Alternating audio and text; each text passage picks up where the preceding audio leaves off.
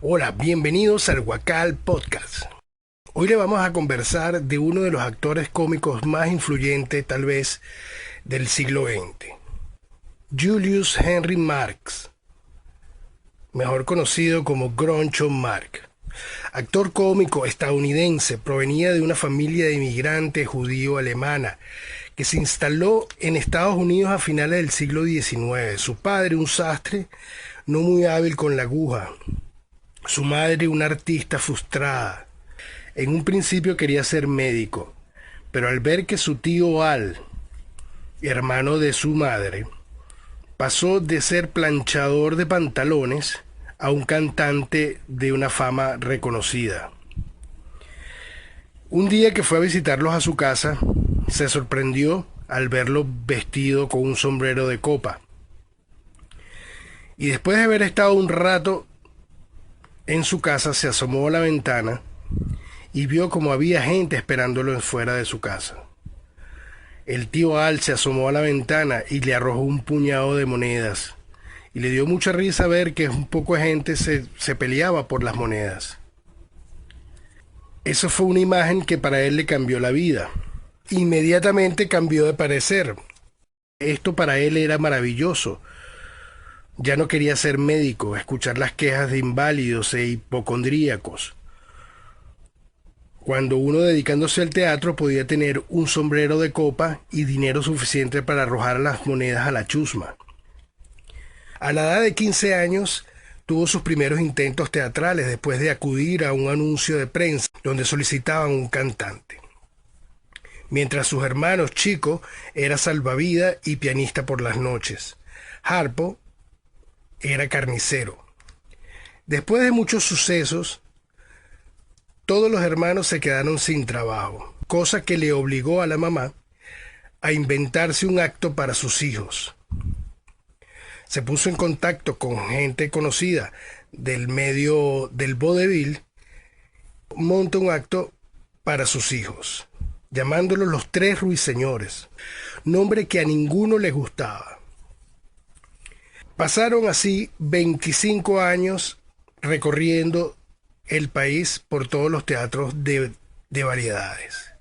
En 1920 actuó en su primera película, Los Hermanos Marx, titulada El humor Risk. Groucho decía: no estoy seguro de cómo me convertí en comediante o actor cómico. Tal vez no lo sea. En cualquier caso, me he ganado la vida muy bien durante una serie de años haciéndome pasar por uno de ellos. De esa época procede el apodo de Groucho, que en inglés significa gruñón.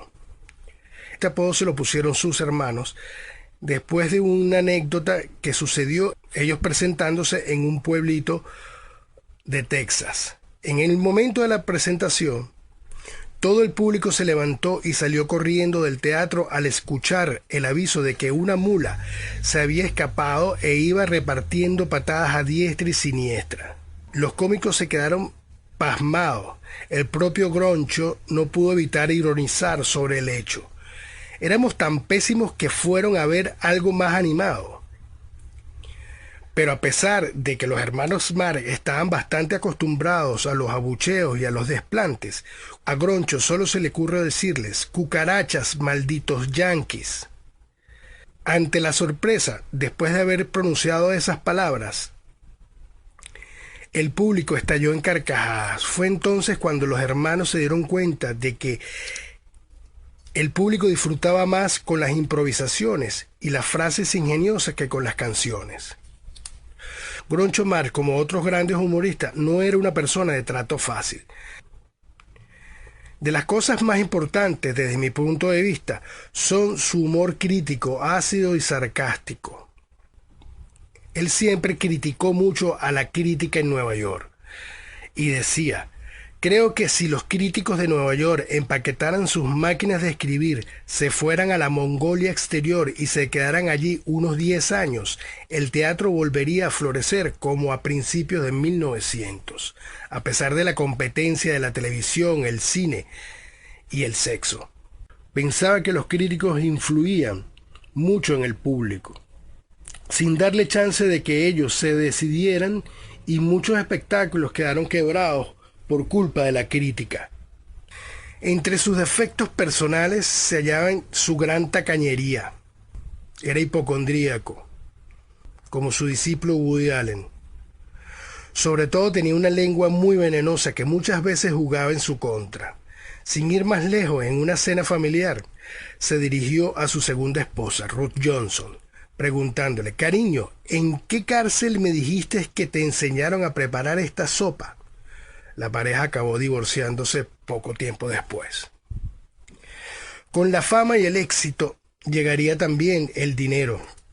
Groucho se dio cuenta de que le encantaba ganar dinero, tanto que en una ocasión dijo: el dinero es magnífico, tranquilizador y reconfortante, pero le aterraba perderlo, cosa que sucedió en 1929 con el crack financiero de Wall Street. Perdió $250,000, quedando en la ruina. A partir de esa época, Groucho llegó a afirmar: soy una lechuza profesional desde 1929. Pero aunque padecía de insomnio crónico, Groucho no tenía la intención de pasar por aquello él solo, e hizo partícipe a todos sus amigos de su problema. Así que durante las largas noches sin dormir y para combatir el aburrimiento, los llamaba por teléfono y les soltaba algún discurso inconexo del tipo: soy Groucho, ¿cómo estás? Como si realmente me importara, y luego les trancaba el teléfono. En las décadas siguientes sería absolutamente exitosa para los hermanos Marx. Groucho intentó abrirse camino en la radio, pero tampoco tuvo mucho éxito. Las últimas películas que rodaron los hermanos Marx fue Amor en Conserva, en 1949, donde hacía la aparición una jovencísima Marilyn Monroe. En la película Sopa de Ganso de 1933 se conserva una anécdota muy divertida. Groucho interpretaba al dictador de un país llamado Fredonia, cuestión que ocasionó protestas de los habitantes de una pequeña localidad del estado de Washington llamado Fredonia, quienes consideraban que la mención los afectaba. La respuesta de los hermanos Marx fue que cambien el nombre de su ciudad porque perjudica nuestra película. Una de las frases que utilizaba mucho cuando llegaba a alguna fiesta y no conocía a nadie: disculpen si les llamo caballero, pero es que no los conozco muy bien. Siempre antes de hablar lanzaba una frase que pensaba uno que no era tan importante, pero siempre tenía esos pequeños giros que se entrometen en las entrañas de las cosas inocentes y aparentemente exentas de ambigüedad, como una fórmula de cortesía, con algo como: jamás olvido esa cara, pero en su caso estaré encantado de hacer una excepción. Algo que esta sociedad nos ha enseñado es la simulación. Es uno de los componentes principales de hoy en día. Y es precisamente en esta dimensión autocrítica en la que el humor de Groucho muestra su capacidad para revelar laberintos insospechados.